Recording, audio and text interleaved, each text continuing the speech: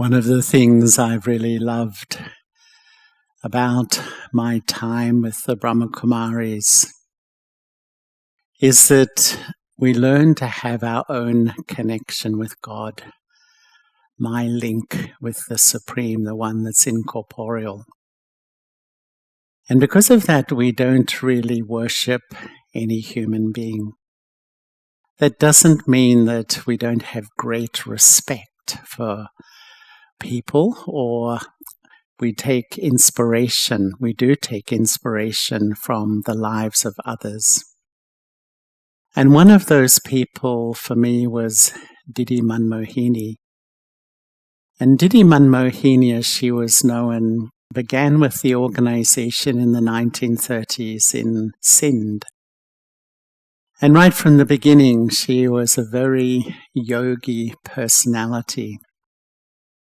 And when the founding father passed away in 1969, Didi Manmohini was appointed along with Dadi Prakashmani as the heads of the organization, both of them together. And they were really the first women to head up the Brahma Kumaris, which is now the largest organization, spiritual organization in the world, run by women, a very impressive thing. And Didi Manmohini was really the first of these women to be the administrative head of the organization. And I first met her in 1975. I began my spiritual journey with the Brahma Kumaris in London, and after a few months, I was invited to visit the headquarters in Mount Abu. And I remember very clearly, I flew to Bombay. I was met at the airport, and from the airport, I went straight to a public event because Didi Manmohini was in Bombay at the time. And when I met her, instantly, I was so touched by her eyes. Her eyes just sparkled with love and joy, but also, I would say, strength or spiritual power. And after the event, we went to a center in Bombay for dinner, and she sat me beside her. And I can remember she was eating, and she would take a bit of food, eat it, and then she'd put it on my plate. She'd take a bit.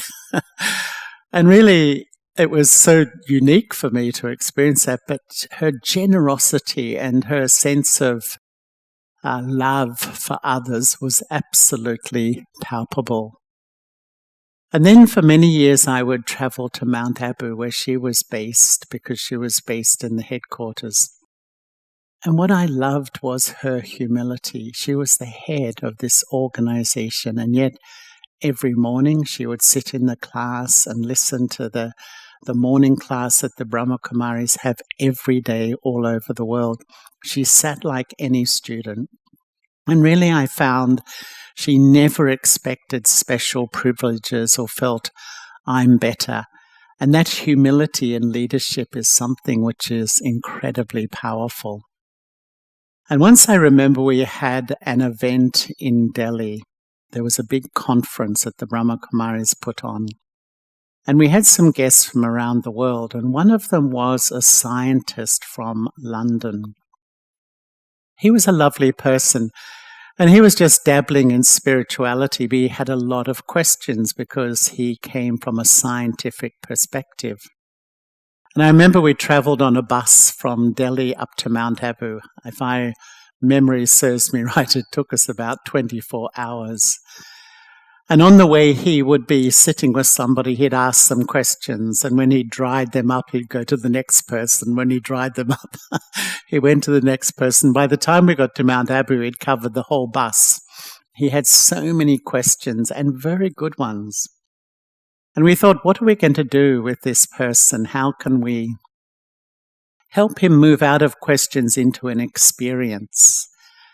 And we took him to meet Didi Manmohini, and when she would meet anybody, she would meet them through the eyes. We call it the drishti. The soul conscious, when you're in a soul conscious state, that vibration radiates through the eyes.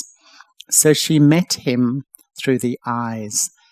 And in 2 minutes, he had the experience of being like an eternal soul, an immortal soul, a non-physical being. He had such a powerful experience, and all his questions then finished because he had experience for himself. And this was the power of Didi Manmohini. She was such a natural yogi that her own experience could be conveyed to others. And really, in those days when someone couldn't meditate, they would often take them to meet Didi Manmohini. And then in 1980, she was invited to visit America. And I was also invited to travel with her, which was a real privilege for me. And anyway, I went first to New York, and we did a big program in the Indian Embassy in New York. And that was something which was really special because Didi had a lot of dignity, and people really felt they were meeting a great yogi from India, and a woman at that too. And then we went to San Francisco, and unfortunately her health was not good at that time. And she was invited to the Langley Porter Institute at the University of California at San Francisco. And this was one of the first institutes in the world that was really studying meditation and the effect of meditation on the mind and the body. And she was going to be a special guest. They wanted to study her vibrations, what gave her that mental power that she had. But unfortunately, she wasn't well enough to go. So she said, "Charlie, you go." So I went in her place. But what really touched me was she had such good wishes. She had such good wishes for me. Even though I was so new, she had developed such a faith and regard in me as she did in everyone around her.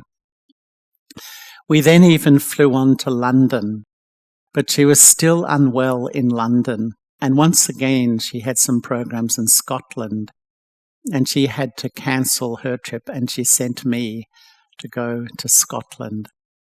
And I just found that the incredible humility, and her feeling was, it doesn't have to be me.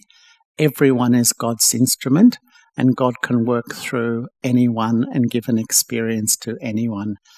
So really, her greatness, I found, was quite extraordinary. And in 1983,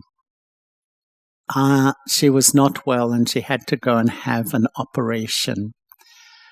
And all the Brahma Kumaris all over the world had a lot of love for Didi because of her love, her spiritual power, her humility, and her deep, deep love for God. And so we sat in meditation to give the soul power, but the soul left the body. The soul flew. And I can remember I had a phone call in the middle of the night that Didi Manmohini had left the body, and for everyone to continue to sit in meditation. And it was such a lovely feeling that all over the world we sat in meditation, not to worship Didi, but to send this incredibly pure feelings for a great soul who had left her body, and good wishes for her next birth. And this is something which I've really learned in the Brahma Kumaris, that when someone passes on, that we really have these deep good wishes for the soul, that they will take a good birth. Didi Manmohini has left a memorial in my heart, firstly because of her extraordinarily deep love for God that made her such a powerful person, but also because of her great humility. You know, she was such a great person, but she would meet anyone like a sister or a brother with so much love and so much respect. And so in this month of July, we are not worshipping her, but we're remembering her qualities to inspire all of us on our own spiritual journey. So it's really been special for me to be able to share some of my experiences with Didi Manmohini. Thank you. Om Shanti.